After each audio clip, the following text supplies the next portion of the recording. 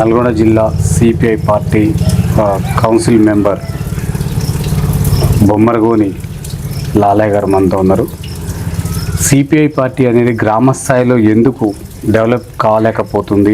ఈ పార్టీ అధికారంలోకి రాకపోవడానికి గల కారణాలేంటి? ఎక్కడ పోయినా పొత్తుతోటే వెళ్ళటం గల కారణాలేంటో ఈ కొన్ని సమస్యల మీద వారిని అడిగి తెలుసుకునే ప్రయత్నం చేద్దాం. నమస్తే అండి లాలయ్య గారు, చెప్పండి, ఎందుకు మీ పార్టీ ఎందుకు డెవలప్మెంట్ కాలేకపోతుంది? అంటే గ్రామ స్థాయిలో ఎక్కడ చూసినా ఒకప్పుడు కంచుకోట ఉన్న ఈ మునుగోడు కానీ నకరేకల్ కానీ ఇట్లాంటి ఎందుకు ఇప్పుడు డెవలప్మెంట్ కాలేకపోతుంది సార్?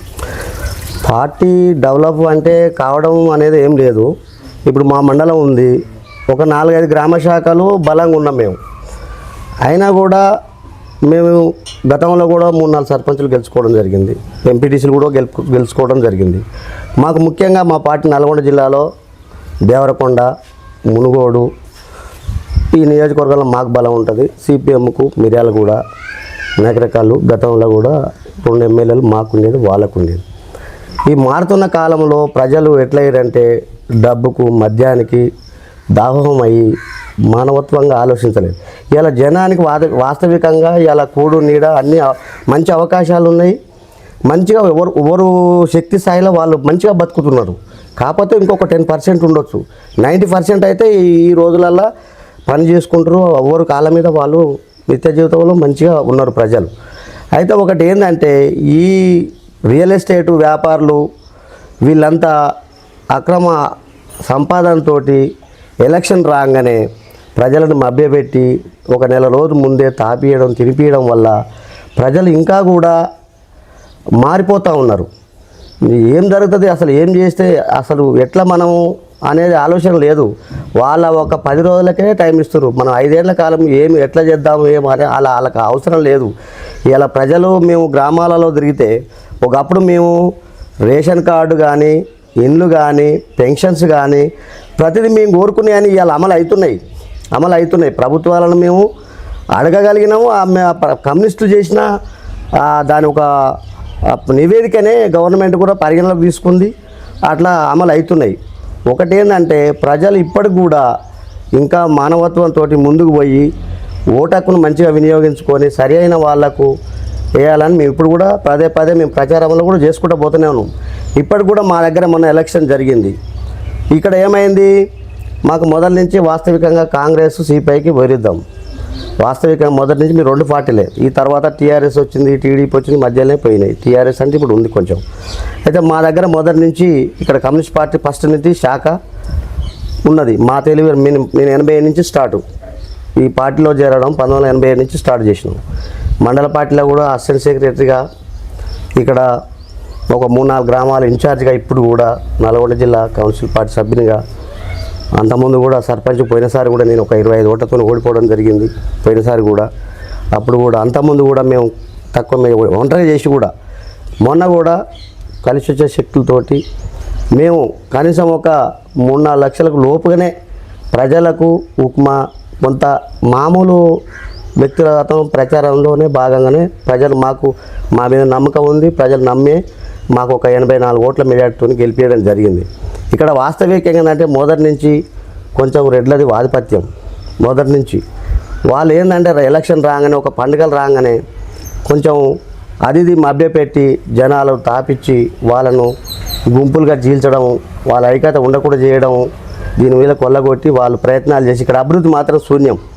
వాస్తవికంగా నారాయణరావు ఉన్నప్పుడు ఫస్ట్ నారాయణరావు 3 పర్యాయాలు ఎమ్మెల్యే చేసినప్పుడు వాస్తవికంగా ఇండ్లు ఇక్కడ మంచినీళ్ళు కరెంట్ ఈ 3 బాగా అయినాయి. రోడ్లు కొంత మెయిన్ నీళ్ళు మంచినీళ్ళు కరెంట్ అయితే ముఖ్యంగా మొత్తం మా గ్రామాలు మా నియోజకవర్గంలో లేనప్పుడు మొత్తం వచ్చినాయి. సరే రాజగోపాల్ రెడ్డి సరే మంచి వ్యక్తే, మేము కాదనట్లేదు. కానీ ఆయనకు అట్లా అప్పుడు అవకాశం ఉన్నప్పుడు రాలేకపోయింది. ఇప్పుడు ఒకసారి 2 సార్లు ఎమ్మెల్యేని గెలిపించినాం, ఎమ్మెల్సీని గెలిపించినాం, ఎంపీ కూడా మా దగ్గరికి వెళ్ళే ప్రత్యామ్నాయం మా దగ్గరికి వెళ్ళే ఎంపీ అయ్యిండు. అయినా ఈ ఊరు అంతనాడు కానీ దాన్ని ఏం పట్టించుకోవాలి. ఆయన వస్తున్నాడు పోతున్నాడు కానీ రావడం కూడా తక్కువ. మనం ఆయన దగ్గర కలవాలంటే కూడా కష్టం. కాబట్టి కమ్యూనిస్టులకు కాంగ్రెస్కు తేడా అనేది అదే ఉంటుంది. వాస్తవికంగా ఏంటంటే మేము ఇప్పుడు ఎంతలో నాయకుడు కానీ ఎమ్మెల్యే కానీ ఎంపీ కానీ మేము స్వయంగా పోయి అడుగుతాం, స్వయంగా మాట్లాడగలుగుతాం. ఇప్పుడు వాళ్ళ దగ్గర పోవాలంటే 3 అంచెల పర్యాయం పోవాలి. ఈడ పోవాలి ఆడ పోవాలి, ఆడపోతే అసలు టైం కూడా దొరకదు. మేము ఈ మధ్యకాలంలో కూడా ఎన్నోసార్లు కలవడానికి పోతే కూడా ప్రయత్నం లేదు. మొన్న ఇక్కడ రోడ్డు శంకుస్థాపనకు వస్తే కూడా సార్ మీరు 4 పర్యాయాలు ఇట్లా అయ్యారు, ఏది మా పరిస్థితి, మాకున్నే 4 రోడ్లు, లింగవరగూడెం రోడ్డు, గుజ్జా రోడ్డు, కోట్లారం రోడ్డు, ఇటు ఎల్మకైనా ఇవన్నీ ఉన్నాయి కాబట్టి ఈ 3-4 రోడ్లు మొత్తం పోవడానికి పరిస్థితి లేదు సార్. మొత్తం ఇప్పుడు అసలు సైకిల్ మూట పోదామన్నా కూడా చాలా గందరగోళం ఉంది.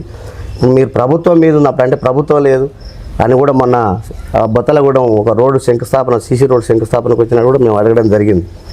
అయితే ఆయన కూడా చేసే ప్రయత్నం మేము కూడా ప్రభుత్వం మీద చేస్తున్నాను అంటాము. ఇక వాళ్ళ ప్రయత్నం, వాళ్ళ పదవుల కోసం, వాళ్ళ మంత్రి పదవుల కోసం వాళ్ళ ప్రయత్నాలు. ఇక్కడ మిగతా నియోజకవర్గాల పనులు అవుతున్నాయి కానీ మా నియోజకవర్గం 0. 2 ఏళ్ళు అయిపోయింది. మేము ఎప్పటికైనా చెప్పినాం మాకు అభివృద్ధి జరగాలి, బాగుండదు. ప్రజలు ఎప్పుడైనా తెలియకాళ్ళు, ప్రజలు ఎప్పుడు కూడా మనం తక్కువలని అంచనా వేయద్దు. మాకు అభివృద్ధి మాత్రం 0 ఉంది. ఈ మధ్యకాలంలో ఒక 20 ఇండ్లు కూడా పెట్టడం జరిగింది. ఒక 5-6 ఇండ్లు పూర్తయినాయి. మేము కూడా ఏం వ్యతిరేకిస్తలేము. సరే పనులు కావాలని కోరుకుంటున్నాం కానీ వ్యక్తిగతంగా మాకు ఎటువంటి ద్వేషాలు లేవు. కమ్యూనిస్టులుగా ప్రజల కోసం మేము నిత్యం నీళ్ళు, నిధులు, ఇండ్లు ఉండడానికి అవకాశం కల్పించాలనే కోరుకుంటాం కానీ మాకు వేరే మా కాంట్రాక్టులు కావాలి, లేకపోతే మేము ఏదో చేసుకోవాలి, మేము సంపాదించుకోవాలనే అవసరం మాకు లేదు. ఎవరిచ్చినట్టు వాళ్ళ కష్టం మీద ప్రజలు ఇలా స్వేచ్ఛగా మంచిగా బతుకుతారు. దోపిడికి గురి అయినది అదంతా ఆ కాలం అయిపోయింది. ఇవాళ అందరికీ తెలివి వచ్చింది. ఏం చేసినా కూడా ఆ ఆటలు జాగవు ఎవరు కూడా. ప్రజలు చాలా తెలివికల్లోళ్ళు. దానినే మనం గ్రహించుకొని ప్రజల ఒక స్వభావంతో ముందుకు పోవాలి తప్ప ప్రజలను వ్యతిరేకించినోడు కూడా ముందుకు రాడు. ఇవాళ అంతా కేసీఆర్ కూడా మరి కమ్యూనిస్టులను మన ఉప ఎన్నికప్పుడు కూడా గెలిచినాక కూడా ఆయనకు అర్థం కాకుండా మరి కమ్యూనిస్టు మునుగోడులో మొన్న బీజేపీ గెలిస్తే మరి చాలా ప్రమాదం అవ్వు. మరి దానికి కమ్యూనిస్టులు ఆలోచించి బీజేపీ రావద్దని అంత వ్యతిరేకం ఉన్న టీఆర్ఎస్ కూడా జతగట్టి రాష్ట్రంలో బీజేపీ రావద్దన్న ఉద్దేశంతో మొన్న చేసినా కానీ కేసీఆర్ దాన్ని స్పందించక కమ్యూనిస్టులను వ్యతిరేకించింది కాబట్టి కేసీఆర్ గద్దె దిగడం కూడా జరిగింది. ఎంతలా ఏ ప్రభుత్వమైనా ప్రజలకు వ్యతిరేకంగా చేసిన ప్రభుత్వాలు నిలబడవు. కొద్ది కాలంలోనే ఈ ప్రభుత్వం కూడా మంచిగా చేసిన అమలు ఏమైనా ఒకటి బస్సుదే ఒకటి నడుస్తుంది తప్ప ఈ గ్యాస్ కానీ ఈ కరెంటు కానీ మిగతాయన్నీ కూడా అంత అమలు జరగడం లేదు. ప్రజలకు బస్సు అయితే ఒకటి నడుస్తుంది, దానివల్ల కూడా ప్రజలకు ప్రమాదాలు జరుగుతున్నాయి. అనుకూలంగా బస్సులు వేయడం లేదు, తగ్గించింది మొత్తం. పేరుకు బస్సులు అంటుండు కానీ అందరికి ప్రజలకు అనుకూలం లేదు. ఇప్పుడు పేద ప్రజలు ఊర్లలో అంటారు ఏమిదా ఉద్యోగస్తులకు రోజు పోవడానికి అవకాశం ఉంది, మేము ఏడిపోతున్నాం, మేము నిత్యం పని చేసుకుంటాం, అంత అవసరం అయ్యాలా, 200 కోట్లు నెలకు లాసు అనేది కూడా ప్రజలలో కూడా ఉన్నది. సరే ప్రభుత్వం కొన్ని చేసినప్పుడు మనం మంచి అనాలి, చేయదు వ్యతిరేకిస్తాం తప్ప కమ్యూనిస్టులు అన్ని గుడ్డిగా మాత్రం ఏం చేయలేదు అనేది మేము అనలేము. చేసిందాన్ని చేసిందంటాం, చేయబోయే దానికోసం కూడా మేము ఉద్యమం చేస్తాం. ఇంకా ముందు కూడా కార్యక్రమాలు మాకు గ్రామాలన్నీ అభివృద్ధి చేయాలి. ఏ ప్రభుత్వం అయినా సరే మేము కమ్యూనిస్టులుగా మంచిదాన్ని సహకరిస్తాం. మేము వేరే దాన్ని మాకు ప్రజలకు అనుకూలంగా లేని మాత్రం వ్యతిరేకించడం అది ఖాయం. ఇక ముందైనా కమ్యూనిస్టులు ఎప్పుడైనా బలం ఉంటుంది, ఉండదని కాదు. ఇవాళ డబ్బుకు దాహమై కొంత వ్యక్తులు కొంత అక్రమ ఆస్తులతో సంపాదించి వాళ్ళ పేద ప్రజలను మోసగించడం తప్ప ప్రజల కోసం చేస్తున్న నాయకులు ఎవరూ లేరు. ఇప్పుడు కమ్యూనిస్టులు ఎంతోమంది ఇలా అమరులయ్యారు. వారు ఏం వేసుకపోయారు, కొంతమంది ఎంతోమంది లక్షల ఎకరాలు కూడా సొంతం వాళ్ళ ఆస్తులు కూడా వంచి మరి ప్రాణాలు పోయి ఇవాళ ప్రాణాలు ఎక్కడివి ఇవాళ స్వేచ్ఛ అందరికి స్వేచ్ఛ వచ్చింది కానీ ఎన్నికలు రాగానే అమ్ముడుపోతున్నారు. ప్రజలకు ఇంకా మోటివేషన్ చేసి భవిష్యత్తులో కూడా ప్రజలను ఇంకా మన ప్రజా సంక్షేమ కార్యక్రమాలు కూడా తీసుకుపోయి ఉద్యమాలు చేసి ఇంకా కూడా ప్రజలను కొద్దిగా ప్రజలలో మంచి అభిప్రాయం ఓటకు మంచిగా వినియోగించుకోవాలని మేము కోరుతున్నాం. కమ్యూనిస్టులుగా ఎప్పుడు కూడా బలహీనం అనేది ఏముండదు. కాకపోతే ఇవాళ ప్రజలు డబ్బు కొంతమంది అవుతారు కాబట్టి మనం ముందుకు పోలేకపోతున్నాం. భవిష్యత్తులో కూడా కమ్యూనిస్టులు ఎన్నడైనా మరి వేరే ఇప్పుడు కొన్ని దేశాలలో కూడా కమ్యూనిస్టులు రావడం జరిగింది. ఎన్నడూ కూడా కమ్యూనిస్టు ఉంటుంది అనేది కాదు. అది ఎక్కడ అన్యాయం ఉందో అక్కడ కమ్యూనిస్ట్ పార్టీ ఖచ్చితంగా ఉంటుంది. కాబట్టి అది ప్రజల కోసం ఎన్నడైనా కమ్యూనిస్టులు నిత్య జీవితం ప్రజలనే ఉంటారు, ప్రజల కోసమే పోరాటం ఉంటుంది, ప్రజలనే సంబంధాలు ఉంటాయి. కాబట్టి కొంతమంది వ్యక్తులు అధికారంతో స్టేజీల మీద మాట్లాడతారు, ఏముంది కమ్యూనిస్టులు వీళ్ళకి ఏముంది, వీళ్ళు ఏముంది 2 ఉన్నాయి 3 ఉన్నాయి అంటారు. మళ్ళీ వాళ్ళే చెప్తారు మళ్ళీ వీళ్ళు లేకుంటే మేము గెలవము. మళ్ళీ అవసరం వచ్చినప్పుడేమో ఇట్లా మాట్లాడరు, అవసరం లేనప్పుడేమో మా ఊరే ఉంది సపోజ్ వాళ్ళు 10 మంది వాళ్ళు ఏం చేస్తారు అనేది అట్లా మాట్లాడతారు. మరి 10 మంది ఏందో ఒకసారి ఎప్పుడు ఒకే రకంగా ఉండదు. ప్రజలు కూడా ఎప్పుడైనా ప్రజల వైపే ఉంటాం కమ్యూనిస్టులుగా. ప్రజలు కూడా తెలియకల్లోళ్ళు ఎప్పుడు కూడా మొన్న ఎంత డబ్బులు పెట్టినా కూడా మామూలుగా ఫోన్పేలు కొట్టి అడ్డగోలుగా పొదటిలు ఓట్లు అవుతుంటే కూడా చేసినా కూడా వాళ్ళ నుంచి ఏం చేయలేకపోయారు. కాబట్టి ప్రజలు ఎప్పుడైనా తెలియకల్లో డబ్బులు తీసుకున్నా కూడా చూస్తారు ప్రజలు తెలియకల్లో. కాబట్టి ఎప్పుడైనా కమ్యూనిస్ట్ పార్టీ సజీవంగానే ఉంటుంది. పోరాటం ఎక్కడ అన్యాయం జరుగుతో అన్యాయం జరిగిన న్యాయం కోసం ఎక్కడైనా కమ్యూనిస్ట్ పార్టీ పనిచేస్తుందని ఈ సందర్భంగా తెలియజేస్తూ, రెండోది ఎమ్మెల్సీ నెలకంటి సత్యం గారు ఎన్నికైనాక ఇవాళ శాసన మండలిలు కూడా మాకు కరెంటు గురించి కానీ కొన్ని సమస్యల మీద ఇవాళ స్పందించి ఊర్లల్లో అధికారులు ఉరుకులాడడం జరుగుతుంది. మొన్న కరెంటు విషయంలో ఒక మోటార్ ట్రాన్స్ఫారం కాలిపోతే మేము వేసుకపోయి మళ్ళీ మీదంగా పైసలు ఇచ్చి బండి ఇచ్చి అన్ని చేసినా కూడా వాళ్ళు తొందరగా ఇవ్వపోయేది. ఇవాళ మొన్న శాసన మండలిలో ఒక్క మాట మాట్లాడితే దాని మీద ఎమ్మడే మొన్న ఊర్లలో తిరిగి కాలిపోయినా మేమే తీసుకుపోతాం, అల్లిస్తాం, మరి మేము ఇస్తాం, ఫిట్ చేస్తాం. ఇక్కడ కూడా ఆ వాయిస్ తోటి ఎక్కడైతే లూజ్ లైన్ ఉందో ఈ మధ్యకాలంలో ఒక వారం రోజులలో మొత్తం తిరిగి ఎక్కడ లూజ్ లైన్ ఉందో అక్కడ కరెంట్ పోల్ కూడా వేయడం జరిగింది. కాబట్టి కమ్యూనిస్టులది ఎప్పుడైనా వృధా కాదు. ఒక్కరున్నా కూడా ఇవాళ ఖమ్మం సాంబశివరావు, నల్గొండ జిల్లాలో నెలకంటి సత్యం ఎమ్మెల్సీ గారు ఉండటం వల్ల ఇవాళ ఈ రాష్ట్రానికి రాష్ట్ర ప్రజలకు పేదల హక్కుల కోసం ఎన్నో సమస్యలు వచ్చిన కాంట్రాక్ట్ బేసిక్ ఉద్యోగులు కానీ మీదంగా అవుట్సోర్సింగ్ ఉద్యోగులు కానీ ఎంతోమంది ఇవాళ వాళ్ళ వాయిసులు మాది లేవనెత్తండి, మా గురించి మాట్లాడాను అని ఎంతోమంది వస్తే దానికోసం ఇవాళ మాట్లాడడం జరుగుతుంది. ఆయన మంచి నాయకుడు, ఎమ్మెల్సీ గారు కూడా మంచి అనుభవం ఉన్న నాయకుడు. భవిష్యత్తులో కూడా మాకు ఇవాళ కమ్యూనిస్ట్ పార్టీకి ఎంతో అవకాశం ఉంది. సరే కాంగ్రెస్ పార్టీ మేము మాట కట్టుబడి ఉన్నాం, వాళ్ళు కూడా మాట ప్రకారం ఎమ్మెల్సీ చేయడం జరిగింది. దాన్ని మేమేమంటలేం. కానీ ఏదున్నా నాయకులు మాకు వ్యక్తిగతం కాదు, మాకు ప్రజా సమస్య అనుకున్నవి ప్రజల కోసం చేయాలి అంతవరకే తప్ప మాకు వ్యక్తుల మీద ఎన్నడూ దేహం ఉండదు, వేరే ఉద్దేశం మాకు ఉండదు. కాబట్టి ప్రజల సమస్యలు మీరు వాగ్దానాలు ఇచ్చినవి పూర్తి చేయాలని కోరుకుంటూ ఇంతటితో నేను ఓకే సార్, మీరు ఇప్పుడున్న స్థానికంగా ఉన్న ఎమ్మెల్యే రాయగోపాల్ రెడ్డి గారి మంత్రి పదవిని స్వాగతిస్తున్నారా? ఇస్తే మంచిదే సార్. ఇస్తే ఆయనకు కూడా మాకు కూడా మా నియోజకవర్గం డెవలప్ అయింది కదా సార్. అది ఇవ్వడం మేము కూడా కోరుకుంటున్నాం, మాకు కావాలని. ఎందుకంటే ఎంతసేపు ఇక్కడ సరే మేము కమ్యూనిస్టులు ఉన్నా మాకు అధికారం లేకపోయినా సరే ఒక అధికార ఎమ్మెల్యే సరే ఆయనకు కూడా ఏముంది మంత్రి పదవి వస్తే ఇంకా నేను ఎక్కువ చేయగలుగుతా అనే ఉద్దేశం ఆయనకు కూడా ఉంది. కాబట్టి అట్లా చేయడం తప్పలేదు, ఆయనకు కూడా రావాలని మేము కోరుకుంటున్నాం. వస్తేనే మా నియోజకవర్గం అభివృద్ధి అయింది. ఆయన కూడా మంచి క్యాండిడేటు, కాకపోతే వ్యక్తులుగా కొంతమంది తప్పుదారిని బట్టియొచ్చు. కానీ ఆయన మంచి క్యాండిడేటే, ప్రజల కోసం చేసే క్యాండిడేటే, మేము అట్లేమో వ్యతిరేకిస్తలేము. కానీ మాకు మా గ్రామం అభివృద్ధి చేయాలి, మా నియోజకవర్గం అభివృద్ధి చేయాలి. ఇప్పటికే 2 సార్లు మీకు వేసినాం, ఎంపీకి వేసినాం, 2 సార్లు ఎమ్మెల్యేకి వేసినాం. మాకు అభివృద్ధి కావాలని మేము అడిగినాం, ఇంకా కూడా అడుగుతాం మేము. ఎందుకంటే మాకు అభివృద్ధి అయ్యేంత వరకు మేము ఎమ్మడి పడేది ఖాయమే. ఆయనకు మంత్రి పదవి వస్తే మేము స్వాగతిస్తాం, మా నియోజకవర్గం డెవలప్ అయితే అవుతుంది. కానీ మేము ఆయన ఏం వ్యతిరేకించలేదు. కానీ పనులు మాత్రం ఖచ్చితంగా చేయాలి. మేమైతే నిలదీసేది మాత్రం ఖాయం. ఏ పార్టీ అయినా కానీ కాంగ్రెస్ కానీ టీఆర్ఎస్ కానీ ఏ పార్టీ అయినా కానీ మేము ప్రజల కోసం ఖచ్చితంగా మీరు పెట్టిన కార్యక్రమాలు అమలు చేయాల్సిందే. చేసిన దాకా మేము ఎమ్మడి పడతాం, వాటి మీద ఉద్యమాలు కూడా చేస్తాం. సరే, మీరు ఇంతకుముందు ఒక మాట అన్నారు, ఇప్పుడు ఎమ్మెల్యే గారిని కలవాలంటే కలవలేకపోతున్నాం అంటే రేపు మంత్రిగా అయిన తర్వాత మీకు అవకాశాలు ఉంటాయంటారా? అవకాశాలు అంటే మేము సరే మా కింది స్థాయిలో అవకాశం ఇవ్వకపోయినా మా ఎమ్మెల్సీ గారి ద్వారానే మేము కలవగలుగుతాం. ఇక దానికోసం కదా సార్, మాకు మంత్రి పదవి వచ్చి ఆయన కూడా ఇంకెక్కువ ఆడగలుగుతాం కదా, ఇంకొక మెట్టు పెరుగుతుంది కదా. అవునా, అప్పుడు ఎమ్మెల్యే ఉండి ఏం చేయలేకపోయినావు, ఇప్పుడు మంత్రి పదవి వచ్చినాక నన్ను చేయాలని అడగలుగుతాంగా మేము. సరే మేము సొంతంగా పోకున్నా మా ఎమ్మెల్సీ ద్వారా మా నాయకుల ద్వారా మేము పోయి కూడా మా సమస్యలు చెప్పుకోగలుగుతాం కదా. ఆయనకు రావడం మేము స్వాగతిస్తున్నాం.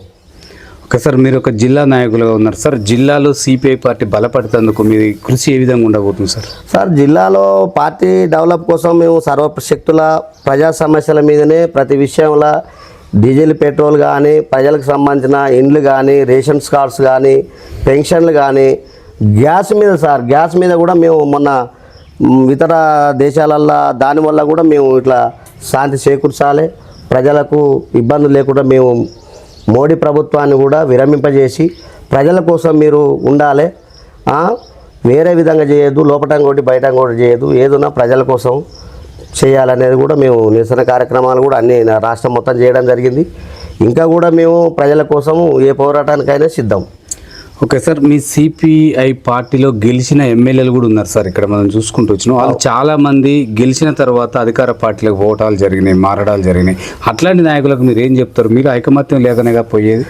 అట్లా ఉండదు సార్. అది కమ్యూనిస్ట్ పార్టీలో ఐకమత్యం అనేది ఉండదు.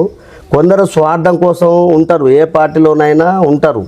అది ఒక దేవరకొండ ఎమ్మెల్యే పోవడం జరిగింది. వాస్తవికంగా ఆయన మామూలు వ్యక్తి వచ్చినా కూడా, ఒక సర్పంచ్ నుంచి వచ్చిన వ్యక్తి, ఆయనను పార్టీ మంచిగా ఇచ్చి రాష్ట్ర కౌన్సిల్, రాష్ట్ర కార్యవర్గంలో కూడా ఒక దళిత నాయకుడు అని మంచి ప్రిఫరెన్స్ ఇచ్చారు. ఆయన కూడా గెలిపించారు. ఆయన కూడా మంచి వ్యక్తే, మంచి క్యాండిడేటు. మామూలు వ్యక్తి అయినా కూడా మంచి క్యాండిడేట్. ఆయన పార్టీ అన్ని అనుభవం ఉన్న, మామూలుగా ఉన్నంత పార్టీలో కూడా మంచి డెవలప్మెంట్స్ అయినా పూర్తి పార్టీ నమ్మింది. సరే, దురదృష్టకరం మరి ఆశ ఏ విధంగా ఉందో ఆయన ఒక స్వార్థంగా పోవడం జరిగింది. పార్టీ అటువంటి వాళ్ళని పెద్ద లెక్క పెట్టుకోదు. ఎంతలా కేంద్ర కమిటీ సభ్యుడైనా సరే, జాతీయ నాయకుడైనా సరే, పార్టీకి ఒక నిర్బంధంగా ఉంటేనే ఉండవలసిందే, లేకపోతే ఎంతలా ఉంటుందనే తగ్గిస్తారు. ఓకే సార్, అంటే ఇప్పుడు ప్రస్తుతానికి ఉన్న ఎమ్మెల్సీ నెల్లికంటి సత్యం గారి గొంతు ఏ విధంగా మండలిలో విజృంభించబోతుంది సార్ సమస్యల మీద? ఇలా రాష్ట్రం అడలైపోయింది. ఇలా ఒక బీసీ నాయకుడు సరే, కష్ట సుఖాల నుంచి ఆయన అన్ని మొదటి నుంచి కింది స్థాయి నుంచి ఆయన అన్ని సమస్యలను ఎదుర్కొని ఇక్కడ భూస్వాములకు దోపిడీ, వాళ్ళ కుటుంబాల మీద దాడులు అన్నీ అయినా కూడా ఆయన తట్టుకొని ఇలా కమ్యూనిస్ట్ పార్టీగా ముందుకు పోవడం జరిగింది. కమ్యూనిస్ట్ పార్టీ కూడా ఆయనకు మంచి సహకరించింది.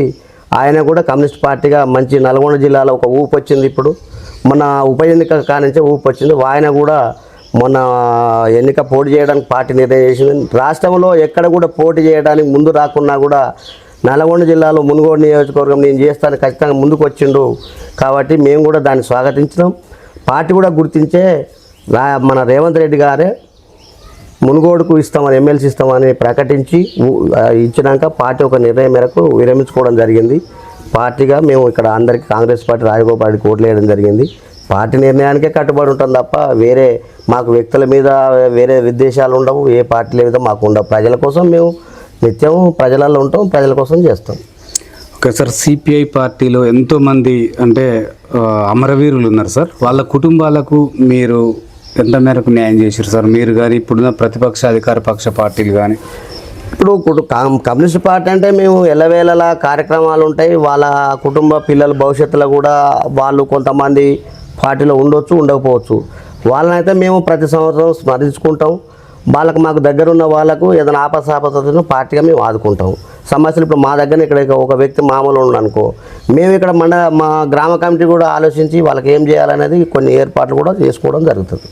సార్, మీ పార్టీ డిమాండ్ ఏంటి సార్? ఇప్పుడున్న అధికార పార్టీ పైన కానీ, ప్రతిపక్ష పార్టీల పైన కానీ, కేంద్రంలో కానీ మీ డిమాండ్ ఏంటి సార్? మీ పార్టీ డిమాండ్ కానీ మీ డిమాండ్? మాకు డిమాండ్లు ఏముండవు సార్. ప్రజల కోసము వాళ్ళు వాగ్దానం ఇచ్చిన అమలు చేయడం కోసమే మేము ప్రయత్నం చేస్తాం. కాబట్టి మాకు డిమాండ్లు అవసరం లేదు. ప్రజలకు ఏదైతే వాగ్దానాలు చేసారో ఎన్నికల్లో అవి మొత్తం అమలు పరచవలసిందే. వాళ్ళు అనుకున్న ప్రకారం ప్రజలకు న్యాయం జరగవలసిందే. అంతే తప్ప మాకు వేరే డిమాండ్లు ఏముండవు. ఎంతసేపు మేము ప్రజల కోసం వాళ్ళు ఎన్నికలలో హామీ ఇచ్చారు కాబట్టి అవి ప్రజలకు మీరు న్యాయం చేసిన దాకా మేము అడుగుతూనే ఉంటాం, పోరాటం చేస్తూనే ఉంటాం. సార్, ఫైనల్గా మిమ్మల్ని అధికారంలోకి తీసుకొస్తున్న ఈ ఊర్ల సర్పంచ్ని అధికారంలోకి తీసుకొచ్చిన, మిమ్మల్ని జిల్లా పదవులు తీసుకొచ్చిన ప్రజలందరికీ మీరు ఏం చెప్పదలుచుకున్నారు? మిమ్మల్ని ఇంకా గుర్తించుతున్న వాళ్ళకు కూడా? మేము ప్రజల కోసం ఇంకా కూడా పేదవాళ్ళు చాలామంది ఇండ్లు లేని వాళ్ళకి ఇండ్లు కావాలని దానికోసం ప్రయత్నం చేస్తాం. రేషన్ కార్డులు లేవు కొంతమందికి ఇక్కడ ఇండ్లు వచ్చి కూడా అది గ్రామం గవర్నమెంట్ ల్యాండ్ అని ఇండ్లు ఇవ్వలేదు. అటువంటిది కూడా గవర్నమెంట్ మీరు కొనియలేకపోయినా కూడా సరే, పేదవానికి ఉండేదే గవర్నమెంట్ ల్యాండ్. మరి గవర్నమెంట్ ల్యాండ్లో ఇల్లు కట్టుకోకపోతే మరి ఆయన ఏడ తెచ్చి నువ్వు కొనియవైతేవి ఆడ ఉన్నదంటే నువ్వు ఆ రిజిస్ట్రేషన్ లేదంటివి. అది పేదవానికి కూడా వాను ఉన్న గూడైనా ఉన్న గవర్నమెంట్ ల్యాండ్ ఏ ల్యాండ్ కానీ అక్కడ కట్టుకోవడానికి అవకాశం కల్పించాలని కూడా మేము జిల్లా కలెక్టర్ కూడా దరఖాస్తు కూడా పెట్టడం జరిగింది. అటువంటి కూడా మేము ఇంకా పేద ప్రజలకు ఇంకా ఏది అవసరం ఉంటుందో దానికోసం మేము పోరాటం చేయడానికి సిద్ధంగా ఉంటాం. సార్, ఇక్కడున్న సర్పంచ్ గారు కానీ మీరు కానీ ఇట్లనే కొనసాగుతారా? పార్టీలు మారే అవకాశాలు ఏమైనా ఉన్నాయంటారా సార్? మా సిద్ధాంతం లేదు సార్. మారేదో కూడా స్వార్థపరుడు పోతాడు. మేము పోతోని గురించి ఊహించలేము. మేమైతే ఇప్పుడు మా జీవితం అయితే అయిపోయింది. ఇప్పుడు మేము దగ్గర ఇప్పుడు ఒక 30 సంవత్సరాలు అయితే 87 నుంచి ఇప్పటిదాకా చేసినాము. పోతోని గురించి ఆలోచించారు. కమ్యూనిస్ట్ పార్టీలో వస్తాడు పోతాడు. మనం దాన్ని వ్యతిరేకిస్తలేము, మనం దాన్ని బలపరుస్తలేము. అది ప్రజల కోసం మన ఆత్మవిమర్శ కోసం పార్టీ అంతే ఉంటుంది తప్ప పోతాడా ఉంటాడా అని మనిషి మీద ఒక బేరే చేసుకొని అయితే మేము కమ్యూనిస్ట్ పార్టీలో కొనసాగాం. ఎంతసేపు ఒక భావంతోనే ముందుకు పోతాం తప్ప ఆయన ఉంటాడా నాయమడు ఉండడా అని మేమైతే ఆలోచన చేయం. ప్రజలు కూడా ఇక్కడ ఇంకా మొన్న సర్పంచ్ గెలిచినాక కూడా చాలామంది మా వైపు రావడం జరిగింది. ఇంకా ఈ మధ్య కాలంలో కూడా పార్టీలో కూడా చేరడానికి అవకాశాలు ఉన్నాయి. మేము కూడా మా పార్టీలో ఇంకా బలపడుతుంది. మొదటి నుంచి చలిమడ అంటేనే మునుగోడు మండలానికి గుండెకాయ. మేము మొదటి నుంచి ఇక్కడ 2-3 సార్లు సర్పంచ్, ఇప్పుడు ఇది 4వ సారి. ఆయన ఎస్సీకి వస్తే గెలిపించినాం, బీసీకి వచ్చినా గెలిపించినాం, జనరల్ వచ్చినా 2 సార్లు గెలిపించినాం. మేము మాకు ఎస్సీ బీసీ అనేది ఉండదు. కమ్యూనిస్ట్ పార్టీకి అన్ని కులాలు అన్ని మతాలు సమానమే. ఎవరి మతం వాళ్ళు చేసుకోవాల్సిందే, ఎవరి పని వాళ్ళు చేసుకోవాల్సిందే. ప్రజలు స్వేచ్ఛగా బతకాలి తప్ప ఆయన మతం మీద ఈయన వ్యతిరేకించడం, ఈయన మతం మీద మాకు అటువంటి దేశాలు ఉండవు. ఉన్నా కూడా మేము అన్ని రూపుమాపుతాం, అటువంటి పద్ధతి కదని చెప్తాం. ప్రజలను ఒక మమేకంగా ఒక పద్ధతిలో తీసుకుపోయి మన అభివృద్ధి కోసం కూడా మేము అడగటానికి ఖచ్చితంగా ఉంటాం. ఓకే సార్, ఫైనల్గా రేపు రానున్న ఎంపీటీసీ జెడ్పీటీసీ ఎన్నికలలో ఈ సిపిఐ పాత్ర ఏ విధంగా ఉండబోతుంది? మీరు పీఠం దక్కించుకునే అవకాశాలు ఏమైనా ఉంటాయా సార్? సార్, మండలంలో నియోజకవర్గ మా జిల్లా పార్టీ మండల పార్టీ నిర్ణయాలు ఉంటాయి సార్. మాకు ఇక్కడ అవకాశం వస్తే చేస్తాం. మా మండలంలో ఒక 4 ఇస్తారా 3 ఇస్తారా మన పార్టీ నిర్ణయం ఉంటుంది. ఎక్కడ ఇస్తే అక్కడ కట్టుబడి పార్టీ నిర్ణయాలు కట్టుబడి చేస్తాం. ఇక్కడ ఇచ్చినా ఖచ్చితంగా ఉంటాం. ఇంకా వేరే దగ్గర చేసినా ఎక్కడైనా మేము అమలు పరుస్తాం. ఇక్కడ అక్కడ అనేది మా పార్టీకి ఉండదు. మేము ఎక్కడ నిర్ణయం చేస్తే ఆ క్యాండిడేట్ అక్కడ ఉండవలసిందే. చిన్న పెద్ద అనేది ఉంది మా పార్టీలో. ఏ మండలానికి ఏ ఎంపీటీసీ 1, 2, 3, 4 ఉంటే ఇట్లా ఉన్నాయి. ఎక్కడ